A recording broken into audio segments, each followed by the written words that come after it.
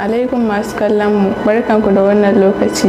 Yau muna ranar Litinin 22 ga watan Yuni shekara ta 2024, daidai da 16 ga watan Almuharram shekara bayan hijirar Annabi Muhammad sallallahu alaihi wasallama 1446.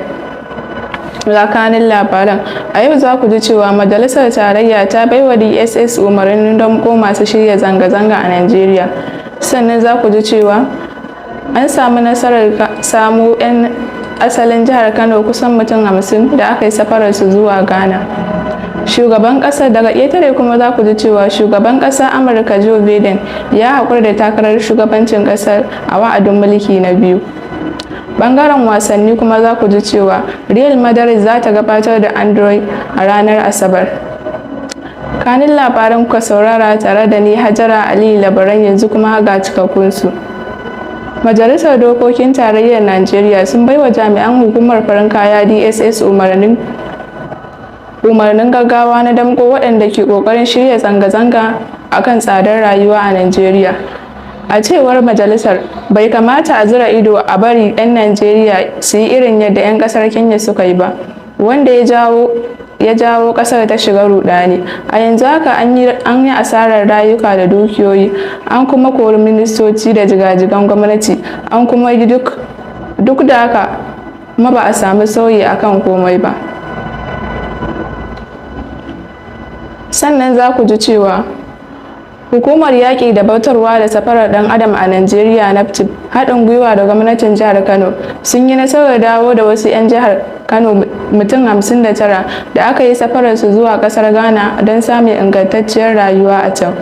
Waɗanda aka ceto dai sun haɗa da maza da mata da 'yan mata da yara ƙanana, inda wasu daga cikinsu sun kai shekaru 17 zuwa 18, yayin da wasu kuma yara ne ba su fi shekaru 3 zuwa 4 ba a duniya. Kuna sauraron labaran ne daga tashar mu ta World Daily News Hausa. Ku ci gaba da kallon mu a YouTube channel namu a www.worlddailynewshausa.com.